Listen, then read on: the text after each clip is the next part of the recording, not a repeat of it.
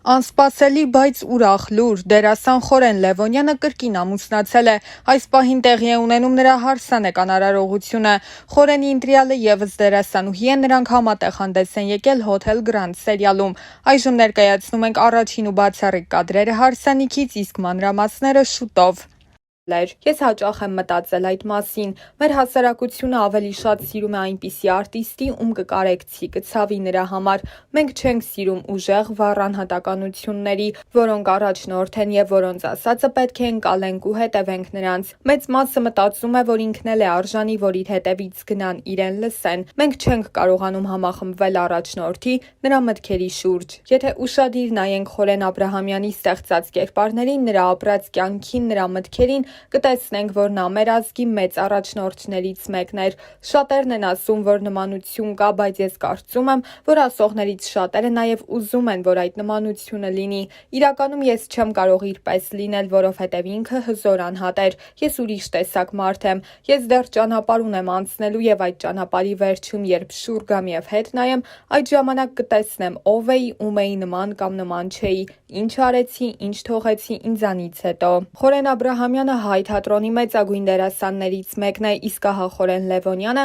մանավանդ վերջին շրջանում հաճախ հանդես չի գալիս ներկայացումներում, փոխարենը ավելի շատ հեռուստատեսությունում կամ սերիալներում է նկարահանվում։ Եվ անդրադառնալով թեմային, թե արդյոք չի ուզում թատրոն վերադառնալ, դերասանն ասել էր. Սունդուկյանի թատրոնում էի աշխատում, հետո ժամանակի սղության պատճառով դուրս եկա։ 2020 թվականից հետո ինձ համար շատ բան է փոխվել։ Հիմա ինչով էլ որ զբաղվեմ, ուզում եմ նվիրված լինի մեր պայքարին, այն խնդիրներին, որ մեր երկրում առկա են։ Ուզում եմ այդ ուղղությամբ շարունակել, մնացած բաներն այս պահին ինձ խորթ են թվում։ Չեմ կարողանում ուրիշ բանի վրա կենտրոնանալ։ Նախ թատրոնները պետք է պետական պատշաճ հովանավորություն ստանան։ Ամոթ է, երբ ամենացածր աշխատավարձը ստանում են դերասանները։ Դերասաններն էլ երեխաներ ունեն, որոնց կարիքները պետք է հոգան, այնինչ ստանում են 90-ից 120 հազար դրամ աշխատավարձ։ Ցանկացած ֆուտբոլային ակումբի պահեստային խաղացող 4 անգամ ավելի շատ է ստանում։ Բավականին շատ դերեր կան, որ կուզեի խաղալ թատրոնում, եթե Աստված հաջողի եւ ֆինանսական ներդրում կամ հովանավորություն լինի,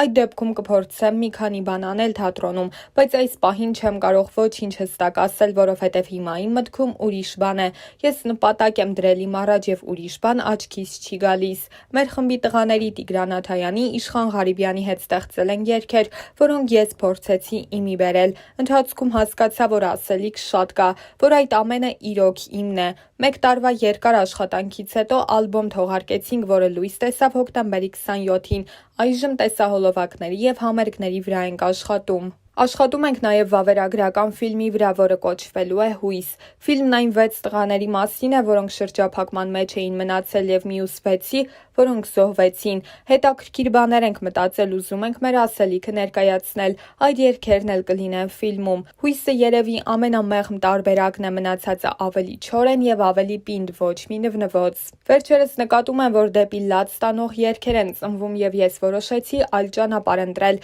որպեսզի բացը լրացնեմ։ Պետք է ուժեղ ու պինդ երգեր լինեն, որոնք գուցե մտածելու եւ տխրելու տեղիք տան, բայց նաեւ ոգի բարձրացնեն ու ամրացնեն։ Ալբոմը սկսում է մեր մանկությունից 1992 թվականից։ Դրանք ուղղակի երգեր չեն, նրանցում գեղարվեստական ֆիլմին բնորոշ գծեր կան։ Երգերն այնպես եմ հավաքել, որ ունենան սկիզբ, ընթացք եւ զարգացում։ Պետք է առաջինից մինչեւ 8-րդը լսես այդ երգերը, որ մտքիդ թելը չկտրվի եւ հասկանաս, թե ինչ ենք ուզում ասել։ 2020 թվականի տարվա առաջին կեսը նորմալ էր, երկրորդ մասից հետո բոլորիս կյանքը փոխվեց։ Ես նման վատ տարի չեմ ապրել, փորձել եմ չհանրայնացնել, չբարձրաձայնել այն, ինչ իմ ուժերի ներածին չափով արել եմ այդ ընթացքում։ Մենք անցանք այդ ամենի միջով եւ հիմա ժամանակն է, որ դասեր քաղենք եւ հասկանանք մենք ինչ ենք ուզում, ինչ սերունդ ենք ուզում դասյարակել, ինչպես մարդկանց սփոփենք։ Պետք է շարունակել ապրել, բայց ոնց ապրել, ինչ ուղղություն բռնել, ուր գնալ։ Սրանք հարցեր են, որոնց պատասխանները դեռ պիտի գտնենք։ Սպիացած վերքերով հանդարտ պետք է շարունակենք անել այն գործը,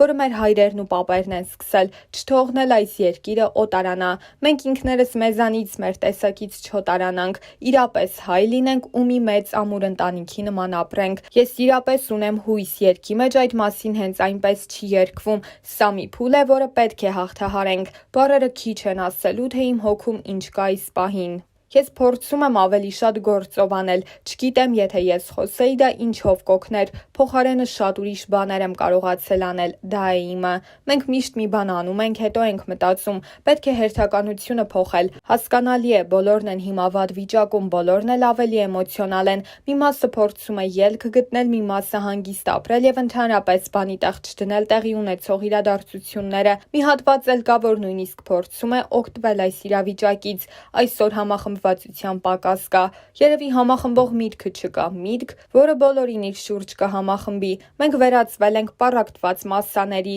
Ցավոք այս ամենը մեր պատմության տարբեր ժամանակահատվածներում արդեն տեսել ենք եւ անհրաժեշտ պահին չենք կարողացել մեկ բռունցք դառնալ։ Երբ 2006 թվականին մի վախեցիր հեռուստասերիալում նկարահանվեցի, սկզբում ուրախացա, որ նման ֆիլմ կա, պատերազմի մասին արձագանքները շատ էին։ Հետո տխրեցի, որովհետև անցանք տասնամյակներ, ու մենք 2 կամ 3 ֆիլմ ունեցանք պատերազմի մասին։ Չկարողացանք մեր հերոսների մասին ֆիլմ նկարել, չկարողացանք սովորական երիտասարդ տղայի մասին պատմել, ով սխրանք է գործել։ Արցախյան առաջին պատերազմի ժամանակ ոչինչ չարեցինք։ Մենք կարող էինք մշակույթով, թատրոնով, ֆիլմերով դասյարակել լավ քաղաքացի, լավ հայ, լավ ծնող, բայց մենք շարունակում ենք ոչինչ չանել։ Երևի պատճառը խորը չմտածելու հետևանք է։ Մենք պետք է շատ ավելի հեռահար մտածենք, քան 2-3 ամիսն է։ Գոնե 20-30 տարի պետք է աչքի առաջ ունենանք։ Հրեաները մշակում են 100 տարվա ծրագիր եւ երբ մեկը մահանում է,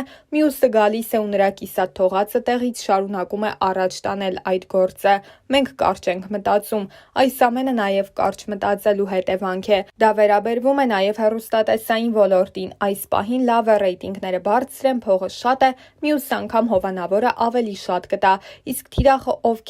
ովքեր են նայում այդ հեռուստասերիալները, տնային տնտեսուհիները, որոնք այդ հոգեբանությամբ էլ երեխա են դաստիարակելու, տարիներ անց նրանք այդ երեխաներին հասարակությանն են տալու։ Մենք ոչ մի բան չունենք, չգիտենք 15-րդ դարի հայը ինչ միտք է ունեցել, չգիտենք նրա գլխում ինչ է կատարվել, շարժ ու ձևը, հագ ու կապը ինչպիսին են եղել, իսկ այդ ամենը կարելի է ներկայացնել ֆիլմերով։ Իրականում մենք չգիտենք, թե ով ենք մենք։ Մենք միայն 20-րդ եւ 21-րդ դարի հայն ենք, այնքան հիանալի ֆիլմեր կարելի էր նկարել։ Հաճախ եմ գնում Կոմիտասի անվան Պանթեոն, ամենաթանկ տեղն է ինձ համար։ Այնտեղ ննջում են մարդիկ, որոնք բազմաթիվ խնդիրներ են ունեցել միայն այն պատճառով, որ սիրել են իրենց հայրենիքը, տառապել կամ պատժվել են միայն հայրենիքը սիրելու համար։ Նրանցից յուրաքանչյուրի մասին գոնե մի գործ նկարված լիներ, մեր ուղեղները, ճաշակը, մեր վարքն ու բարքը այսօր հաստատ ուրիշ կլինեին։ Իսկական հայ տղամարդու տեսակը երևի այն մարդն է, ով անվերապահորեն սիրում է այն ամենը, ինչ կապված է Հայաստանի հետ, բարի է, ներողամիտ է, լավ քաղաքացի է։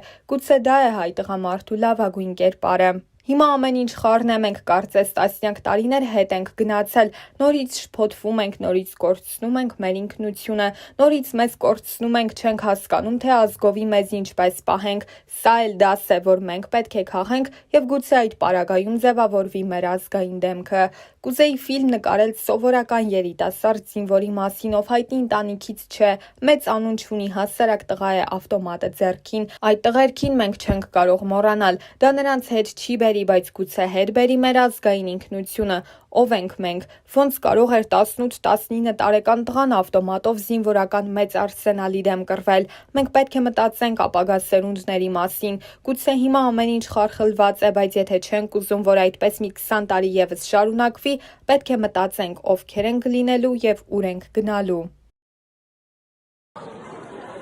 Սիրելի բարեկամներ, սիրելի հայեր, ես շատ շնորհակալ եմ բոլոր ջերմ խոսքերի համար։ Ես շատ շնորհակալ եմ ձեզ այսքան հազարավոր նամակներ գրելու համար ու